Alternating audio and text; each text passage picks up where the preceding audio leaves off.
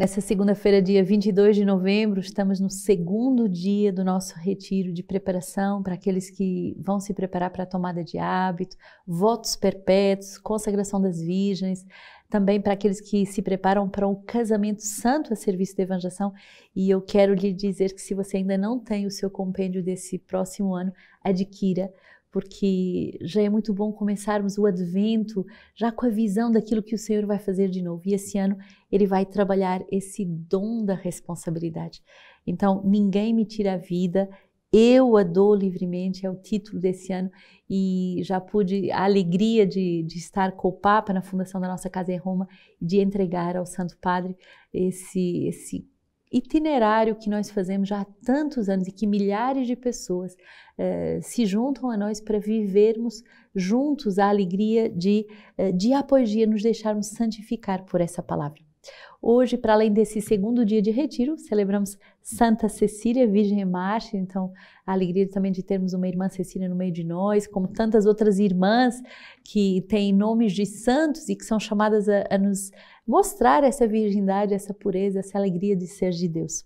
E queria, como vos falei ontem, queria que ao longo desses dias que nos preparam até o Natal, fizermos um pequeno retiro através da Alexio Divina também com esse documento sobre o dom da fidelidade e a alegria da perseverança. Hoje os números 3 e 4 desse documento. No número 3 diz assim: hoje devemos nos interpelar. Por que as pessoas têm tanta dificuldade de serem fiéis e perseverantes na vida consagrada? E eu alargo aqui a vida consagrada também a todos os estados de vida de consagração de vida. Por que temos tanta dificuldade em ser fiéis e de perseverar nessa graça que recebemos como chamado de Deus? Esse documento, ele vem a auxílio tanto de cada um de nós, é um documento que todos nós devemos ler, não é restrito só às irmãs ou aos padres, é a todos. Eu creio que pode ajudar muito, mas ele também vem ajudar a todos os formadores e todos aqueles que têm ministério de governo. Então, um documento para ajudar cada um que quer consagrar a sua vida sendo fiel, sendo perseverante.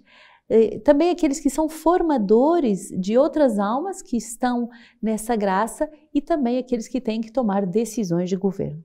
E o documento vai se dividir em 3 partes. A primeira parte, o olhar e a escuta. O documento vai dizer que muitas vezes podemos perceber situações de mal-estar, de dificuldade, de crise na vida pessoal e comunitária, de tantas pessoas que vivem isso, e nós não devemos nem ter uma atitude alarmista, como se fosse o fim do mundo, mas também não podemos subestimar, dizendo, bom, isso não é nada, isso vai passar.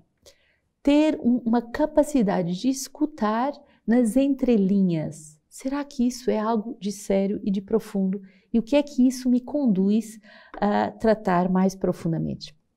A quem tem a honestidade e a humildade de admitir os seus problemas, este pode ser acompanhado e ajudado. Então, o documento vai ser muito radical. Ele vai dizer, olha, não basta termos estruturas que possam ajudar os consagrados, é preciso que a pessoa tenha a humildade, a honestidade de dizer, aqui eu tenho uma fragilidade, aqui eu tenho um problema, aqui eu preciso de ajuda. Os problemas, diz o Papa, têm rosto, têm histórias, têm biografias. Trata-se de reconhecer num irmão, numa irmã em dificuldade, reconhecer as próprias dificuldades. E quando prescrutamos a presença de Deus, ninguém fica excluído. Não podemos dizer, vou ajudar esse e não ajudo aquele. Podemos crescer, olha que bonito o que o Papa diz, podemos sempre continuar a crescer e a dar algo mais a Deus, sobretudo no momento em que experimentamos dificuldades mais fortes. Então, se você vive um momento de dificuldade e você diz assim, bom, então como eu vivo dificuldade, eu não posso dar nada a Deus, eu não posso crescer para Deus, eu não posso ajudar a comunidade a crescer. Não, negativo, você pode, porque mesmo nos momentos de grande dificuldade, nós somos chamados a amadurecer e nós somos chamados a ser fecundos. Então, o primeiro capítulo vai ser olhar e escutar profundamente a realidade daquela pessoa que sofre e que precisa de ajuda. Segundo capítulo, o grande capítulo desse documento é reavivar a consciência. O binômio fidelidade e perseverança vai caracterizar de verdade o magistério sobre a vida consagrada. São aspectos inseparáveis da mesma atitude espiritual. A perseverança é uma qualidade indispensável para a fidelidade.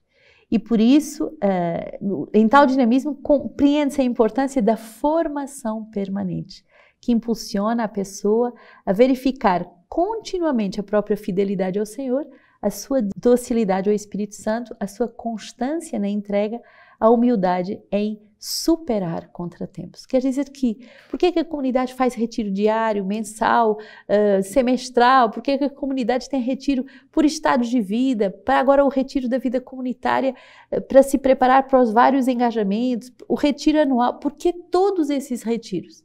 Porque continuamente, nessa formação permanente, eu devo me reavaliar e dizer: Senhor, será que eu estou sendo verdadeiramente capaz de ser dócil ao Teu Espírito? De me deixar formar pelo Teu Espírito? Aprendendo a ser fiel? Tendo constância na minha entrega? Sendo humilde em superar os contratempos? Muitas vezes a gente constata, não são as pessoas melhores que são mais perseverantes, são as mais humildes. Se você é humilde, você vai ser fiel até o fim. Na verdade, a vocação é um caminho de transformação que renova o coração e a mente da pessoa.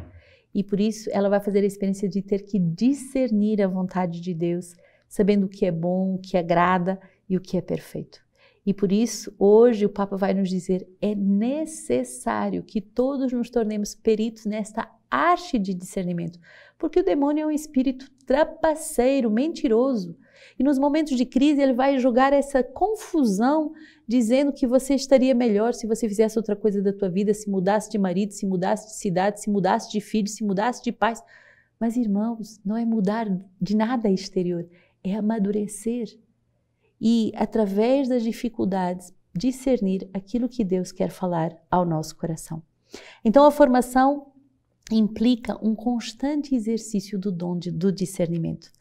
Que haja hoje, que faz com que hoje a pessoa consagrada, a pessoa cristã, a pessoa dotada de uma vocação, ela seja capaz de entender a maturidade necessária que ela precisa de ter para enfrentar aquela dificuldade. Na vida consagrada, a maturidade é essencial. E eu que já tenho mais de 30 anos acompanhando vocações, e o diácono Jorge Marie, os nossos fundadores, mais de 50 anos acompanhando pessoas, o que a gente constata? A pessoa que vai embora, a pessoa que abandona a sua vocação, muitas vezes não é que ela não tinha vocação, é que ela não tinha maturidade. Ela se precipitou numa atitude imatura, numa atitude infantil, numa atitude precipitada. E o problema que ela se confrontava hoje, ele vai lhe esperar daqui a 10, 20 anos, mas a pessoa vai ter que amadurecer. Terceira etapa desse documento é a explicação de como, se você quer sair do teu compromisso, então tem regras de como se faz isso. Na vida consagrada, diz o documento, não podemos caminhar sozinhos. E não podemos tomar a decisão de abandonar uma vida consagrada, um engajamento, um compromisso, de forma anárquica, de forma impulsiva, mas devemos nos deixar acompanhar seriamente. Por isso, temos necessidade de alguém que nos acompanhe. Não somente para reconhecer e corrigir comportamentos, estilos de vida, faltas, infidelidades que resultam em evidentes contra-testemunhos ao estado da vida consagrada, mas também, e olhem bem, muito importante isso, recuperar o sentido e o respeito pela disciplina.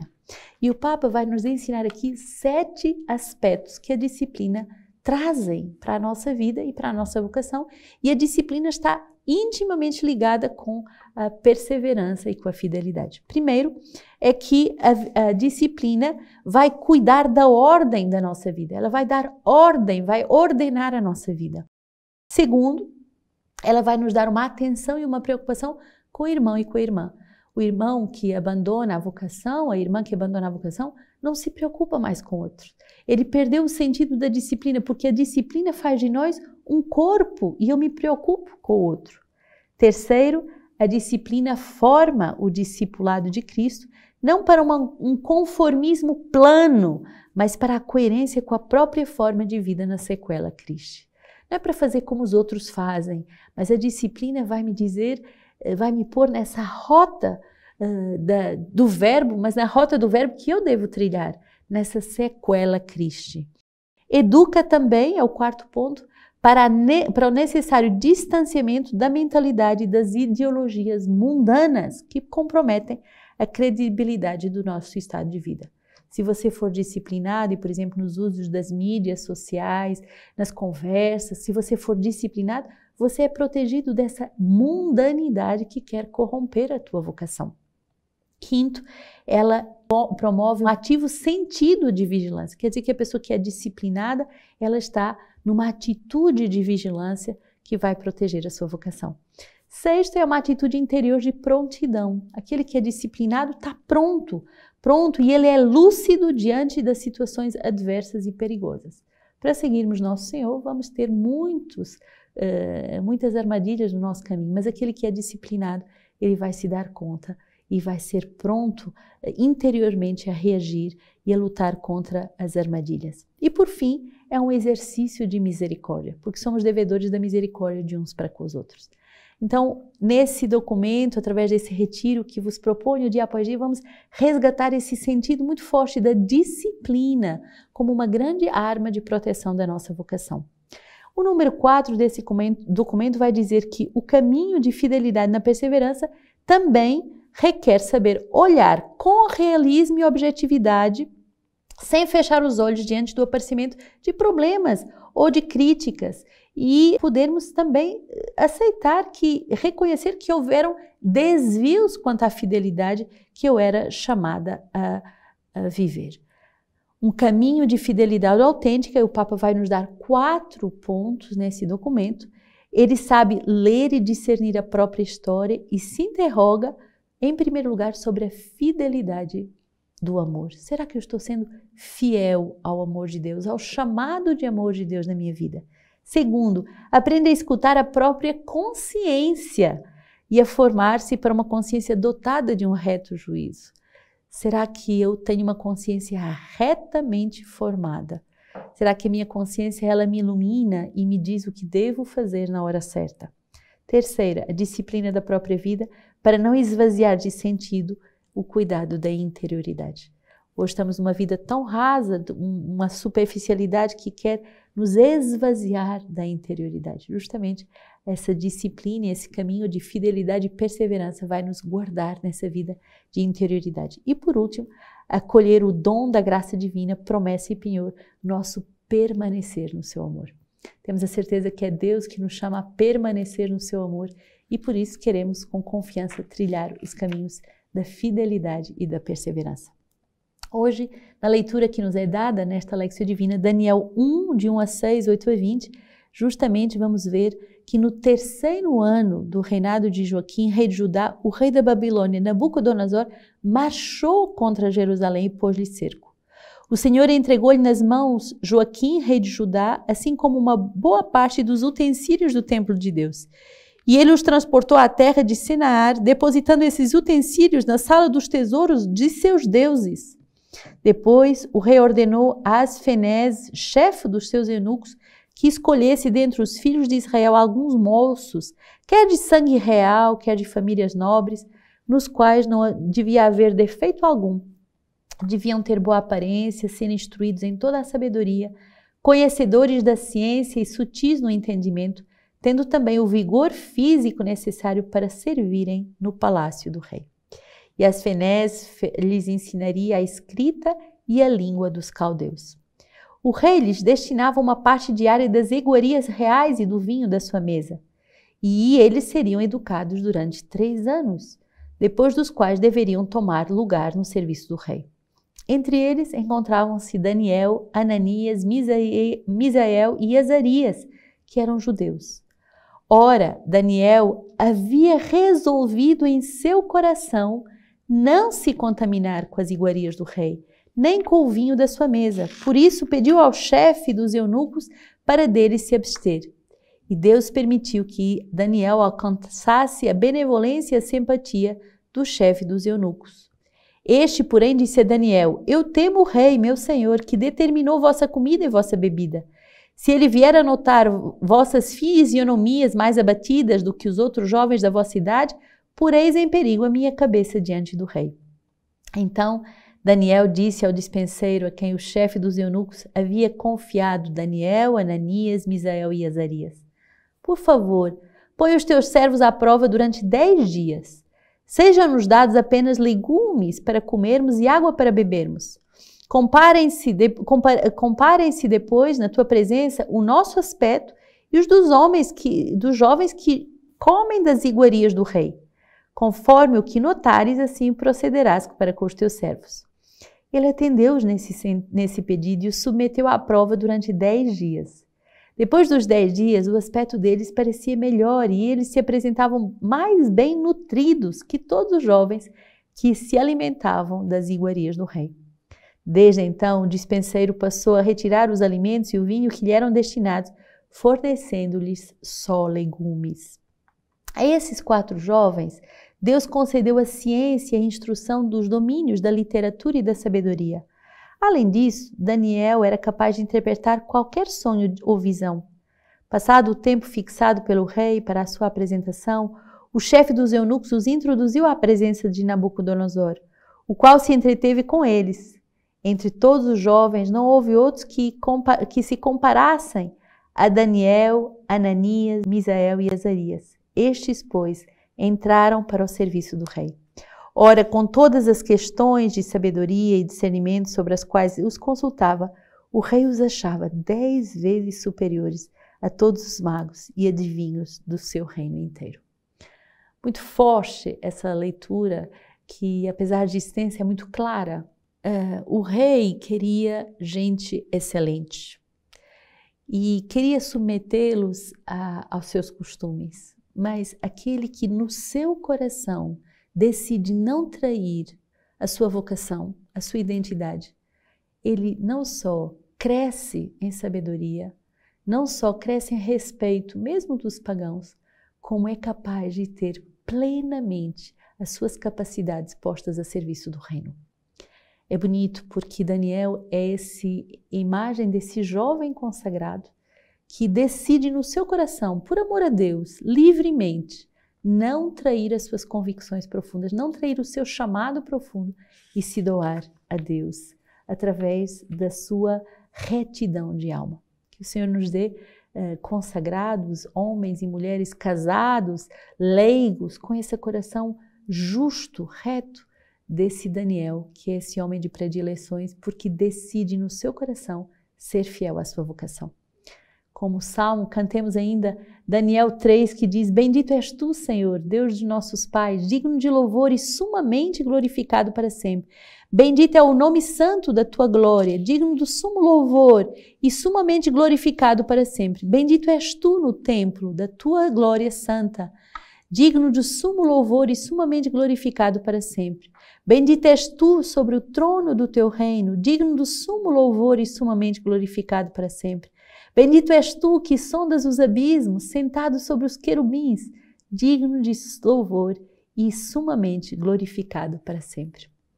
Que o Senhor seja glorificado, porque de verdade Ele é digno da nossa fidelidade, Ele é digno da nossa perseverança, Ele é digno do nosso louvor. Lucas 21, 1-4, tão pequenininho esse evangelho, mas ele é tão claro. Levantando os olhos, ele viu os ricos lançando ofertas no tesouro do templo, mas viu uma viúva indigente que lançava as 2 moedinhas e disse: De fato eu vos digo, esta pobre viúva lançou mais do que todos, pois todos aqueles que deram do que lhes sobrava para estas ofertas, esta porém, na sua penúria, ofereceu tudo o que possuía para viver. Essa viúva fiel, perseverante, é a imagem do consagrado, é a imagem do leigo fiel a Deus, é a imagem do casal missionário. Aquele que dá tudo para sempre, que não retém nada para viver. E com ele, com essa jovem Cecília, nós temos um outro exemplo justamente de uma jovem que dá tudo a Deus e que não retém nada para si. Quem foi Cecília? Nobre, jovem romana, martirizada por volta do ano de 230, durante o império de Alexandre Severo e o pontificado de Urbano I. A Basílica a ela dedicada no bairro de Trastevere, e eu tive agora a graça de ir lá e rezarmos justamente pela irmã Cecília, mas rezarmos por toda a nossa comunidade para termos esse coração nobre e generoso que dá a vida até o fim. E justamente é celebrado a sua força. Ela era esposa do patrício Valeriano, ao qual no dia do matrimônio revelou que se converteu ao cristianismo e que fez um voto de virgindade perpétua. E Valeriano aceitou esse voto de virgindade, foi catequizado, foi batizado pelo Papa Urbano I e depois abraçou também a fé. Os dois foram martirizados depois de terem sido torturados juntos com Máximo e foram levados ao cárcere, e o carcereiro também se converte com o testemunho deles.